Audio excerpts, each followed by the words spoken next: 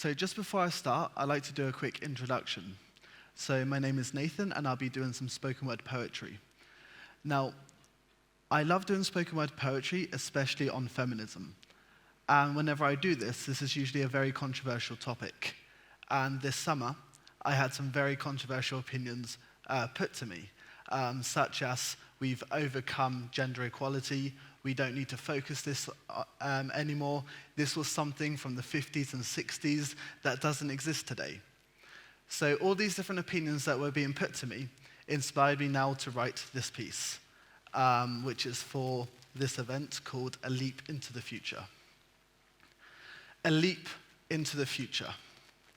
Let's remember back to the Wizard of Oz, you know, that old yellow brick road.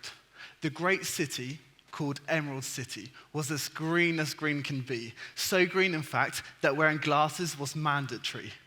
The roads, emerald green. The buildings, beautifully green. The city was just one big futuristic dream. Everything so brightly supreme, so make sure you keep your glasses on. It's for your own safety. Now, the main character, Dorothy, she decided to take her glasses off to face the city herself, expecting her eyes to be burnt, to feel the blistery fire of progress scour her inner iris. None of that happened. Instead, as she removed her glasses, the city was grey. The emerald green tint came from her glasses, exactly like today. A leap into the future, we are Emerald City. We are told that things are now the way they should be, that we've overcome atrocity, that we do not live in patriarchy, that we've overcome this gender inequality. I have but one mission today, and that's to get every one of you to throw these emerald green glasses away, to have a look into the dark pit we call our present, and to realize how gendered the world truly is, and for you to all understand why I call myself a feminist. So here are 7 of the many puzzle pieces that come together to build our patriarchal society. 1, Jane, you're 25 and I love your CV.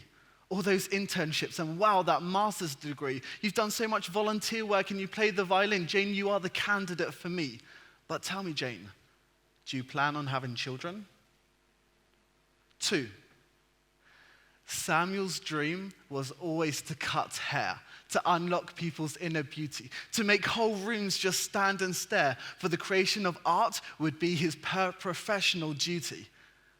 But Samuel decided to call himself a barber, because only women are hairdressers.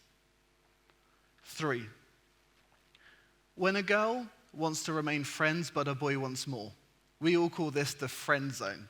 You've probably heard of it. You know, the boy does everything a good boyfriend would do, except he doesn't get the benefits.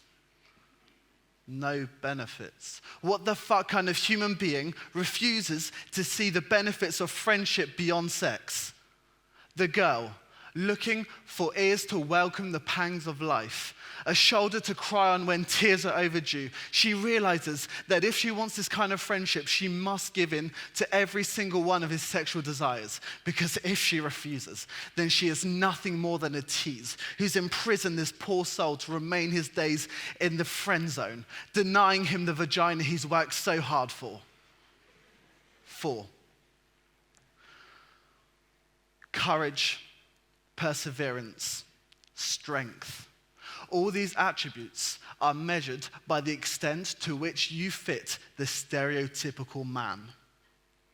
Any woman or anyone else who does not live up to the aggressive, masculine, male, dominant flagship that our patriarchal society lifts up like a blood-drawn banner are nothing more than shadows, sidelined and cast aside.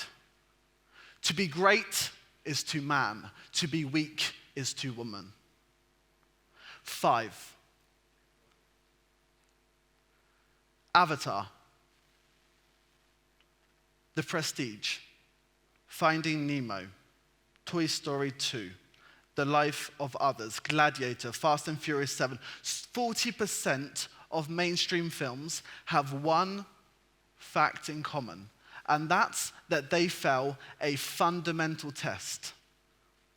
Have 2 female characters who have names, who talk to each other about something other than men. 40% of mainstream films fail this easy test. 40% of film directors do not realize that females can have names and talk to each other. 40% of film directors refuse to allow women to exist in a reality outside of men.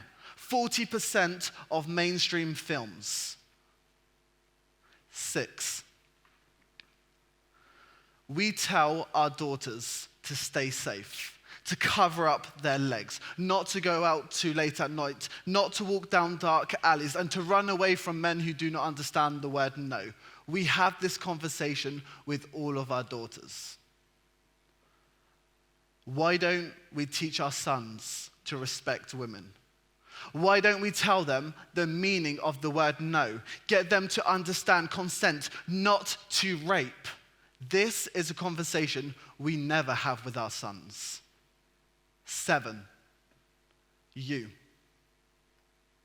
You are the only ones who have the power to change you.